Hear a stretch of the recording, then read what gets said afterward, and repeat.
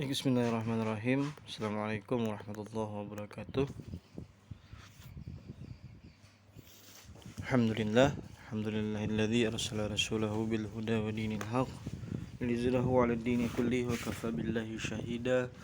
Allahumma shalli wa sallim ala nabiyyina Muhammad wa ala alihi wa sahbihi wa man walah, amma ba'd. Baik,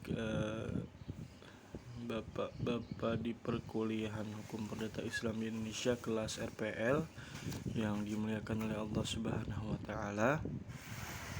Pada kesempatan kali ini saya ingin menyampaikan materi terkait dengan hukum perdata Islam di Indonesia. Jadi sub pembahasan kita atau core pembahasan kita adalah hukum perdata Islam, bukan kemudian hukum perdata secara positif. Hukum perdata Islam ini sebenarnya menjadi sebuah dasar yang sangat penting di program studi hukum keluarga atau awal syahsiah.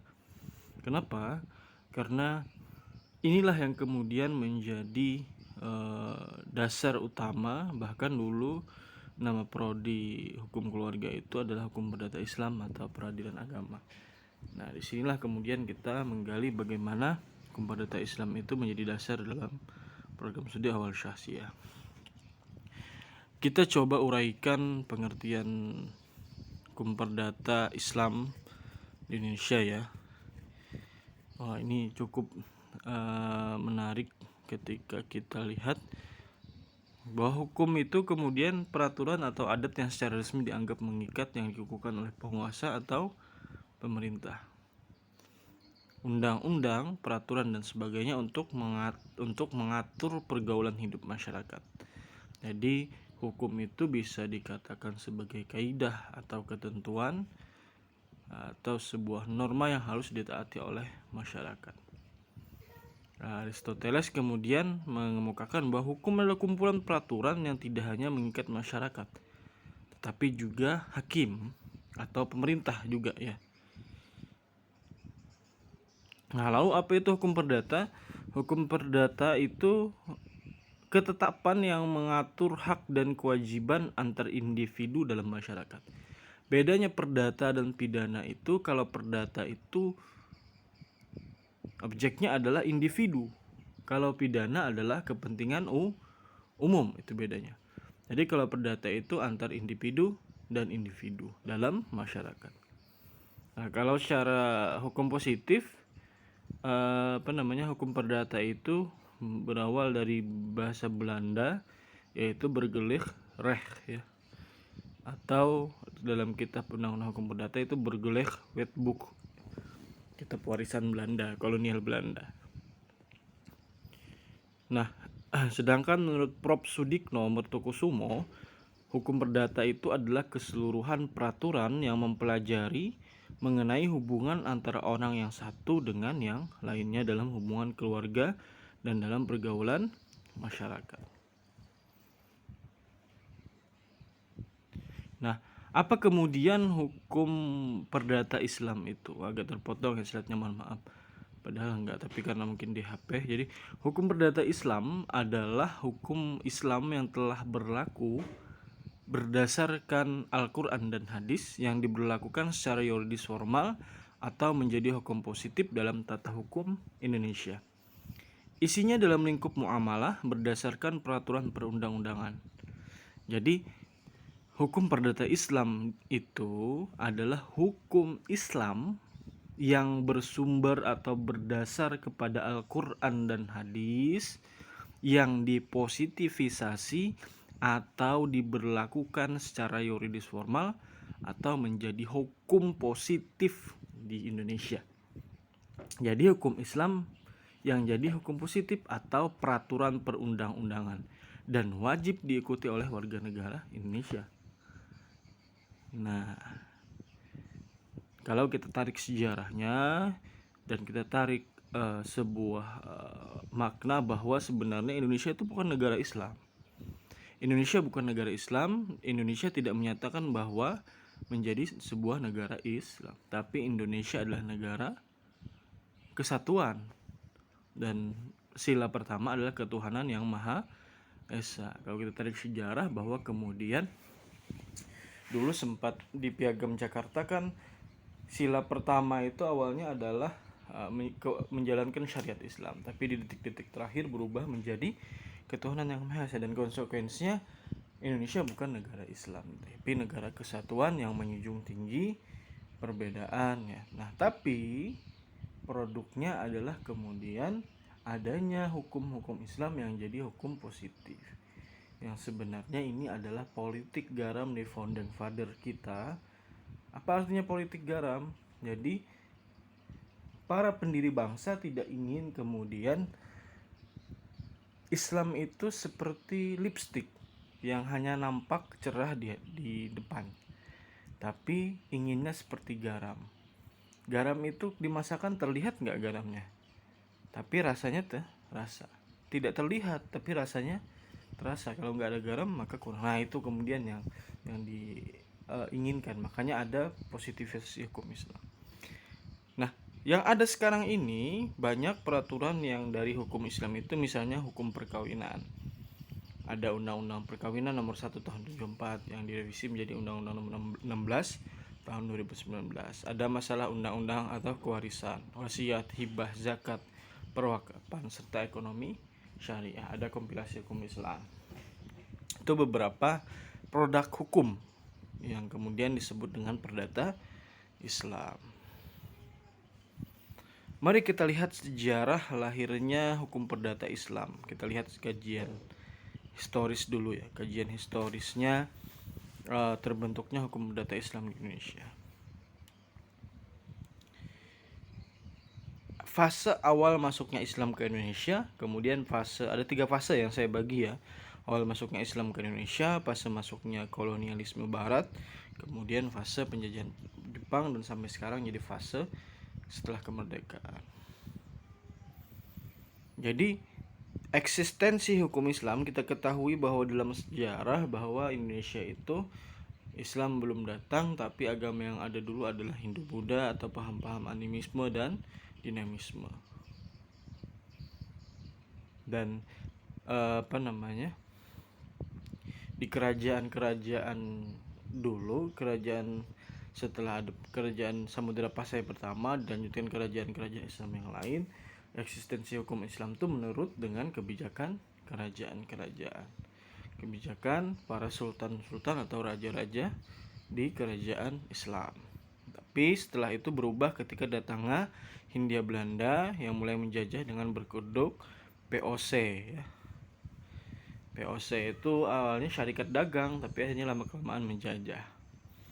Nah, lalu diberlakukanlah KUH, Kitab Undang-Undang Hukum Perdata Barat atau Burgerlijk Wetboek, akhirnya diberlakukan di Indonesia terhitung pada tanggal 1 Mei 1848 ya.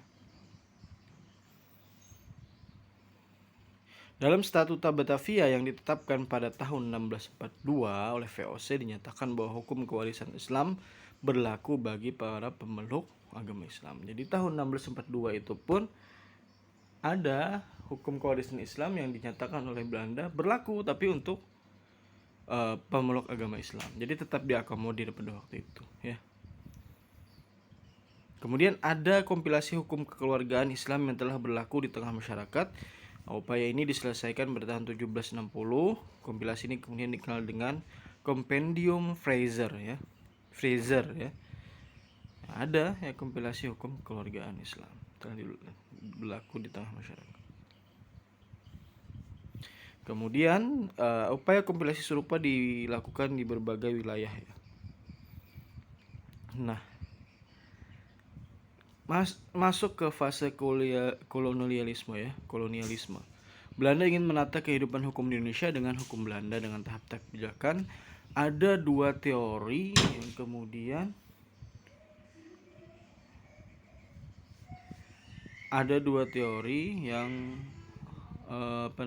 menjadi teori besar bagaimana Belanda menerapkan hukum-hukumnya di Indonesia. Pertama, Receptie and Complexio yang dikemukakan oleh Solomon Kaiser, Christian van den Berg. Teori ini menyatakan hukum menyangkut agama seseorang. Jika orang itu memeluk Islam, maka hukum Islamlah yang berlaku baginya. Namun hukum Islam yang berlaku tetaplah hanya dalam masalah hukum keluarga, perkawinan dan warisan. Nah, Belanda mengemukakan teori ini melalui Salomon Keizer dan Christian van der Berg, ya, yang kemudian menyatakan bahwa hukum Islam itu hanya bagi para pemeluknya, tetapi hanya masalah hukum keluarga, perkawinan, dan kewarisan. Lalu ada teori resepti dari Snakhargran. Ya. Snakhargran ini tokoh yang sangat terkenal, ya, berpengaruh dalam perkembangan hukum. Nah, teori ini menyatakan bahwa hukum Islam baru diterima memiliki kekuatan hukum jika benar-benar diterima oleh hakam adat. Implikasi dari teori ini mengakibatkan perkembangan dan pertumbuhan hukum Islam menjadi lambat dibandingkan institusi lain di negara Indonesia. Jadi, gara-gara teori ini hukum Islam dianggap secara halus dikesampingkan pada saat itu. Snakhargran ini tokoh yang kemudian yang menyebabkan Aceh kalah dalam perang melawan Belanda. Dia pura-pura menjadi mu'alaf, menjadi Islam, belajar ke Mekah, pengetahuan Al-Qurannya luar biasa, tapi ternyata punya misi tersendiri mengetahui adat orang Aceh, akhirnya memberikan info itu kepada pasukan Belanda dan akhirnya Aceh kalah. Ini Snakhargran, walaupun masih simpang siur sejarahnya, ya. Oke. Secara singkat, Belanda kemudian mundur lalu dilanjutkan oleh penjajahan Jepang, ya, yang kemudian tidak banyak berubah, yang hanya kemudian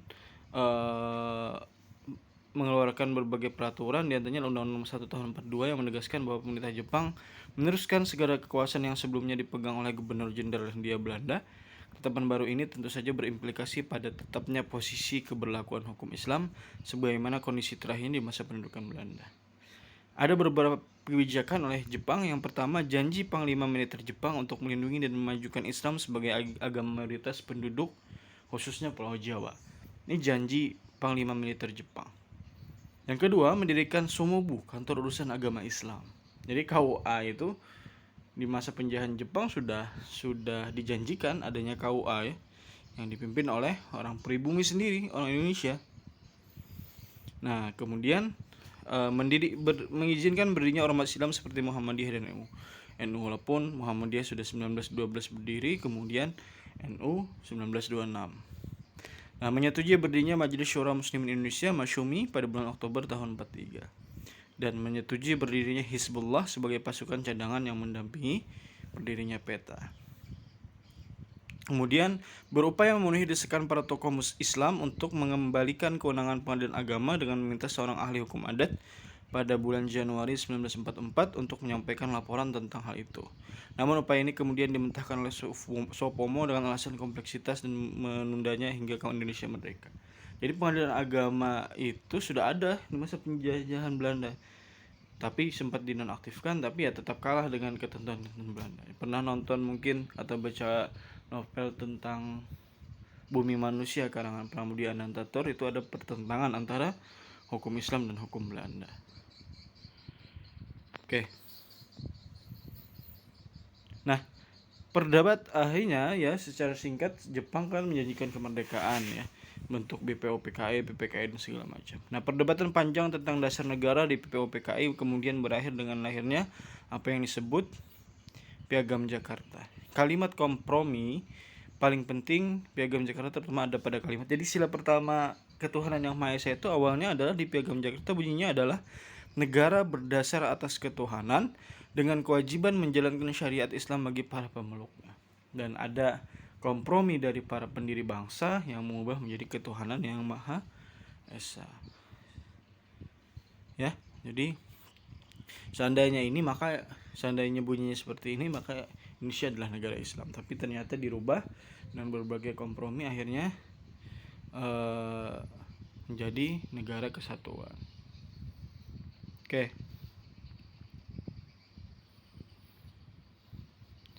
Ekstensi hukum perdata Islam di Indonesia. Orde Lama itu, kita masuk masa Orde Lama ketika Presiden Soekarno, ya, menjabat. Orde Lama itu kan eranya kaum nasionalis dan komunis. Sementara kaum muslimin di eranya perlu sedikit menunduk dalam perjuangan cita-citanya. Salah satu partai yang mewakili aspirasi umat Islam kala itu, Masyumi, dibubarkan oleh Soekarno pada tahun 1960 dengan alasan tokoh-tokohnya terlibat pemberontakan PRRI di Sumatera Barat. Sementara NU yang kemudian menerima manipol osdeknya Soekarno bersama dengan DPKI dan PNI kemudian menyusun komposisi DPR gotong royong yang berjiwa nasakom. Ya, yang juga bersama Nah, di Orde Baru, nah ini menarik. Jadi Presiden Soeharto ini kemudian yang banyak kemudian melahirkan positisasi hukum Islam. Lahirnya undang-undang perkawinan ya tandai dengan pertama itu berdirinya Pengadilan Agama dengan lahirnya Undang-Undang Nomor 14 Tahun 70 yang mengakui pengadilan agama sebagai salah satu badan peradilan yang berinduk pada Mahkamah Agung. Nah, jadi peradilan agama ini kemudian yang jadi wadah dalam masalah hukum perdata Islam, ya. Termasuk lahirnya Undang-Undang Perkawinan, KHI, ini ada Undang-Undang Nomor 14 Tahun 89. Jadi Orde Baru lah gerbang dibukanya perdata Islam itu, ya, yang berlaku di Indonesia. Dan sampai sekarang ini salah satunya tahun 2000 di masa reformasi, ya, fase reformasi lahirnya ketetapan MPR Undang-Undang Nomor 32 tahun 2004 dan kanon-kanon di Aceh. Demikian yang dapat saya sampaikan di materi kali ini, semoga bermanfaat berkaitan dengan sejarah. Yang pasti eksistensi hukum perdata Islam saat ini pun masih terus dikaji dan berlangsung. Buktinya ada undang-undang haji dan segala macam. Itulah yang kemudian akan kita bahas kemudian, ya. Semoga bermanfaat. Nasrun minallah wa fathun qarib. Basyiril mu'minin. Assalamualaikum warahmatullahi wabarakatuh.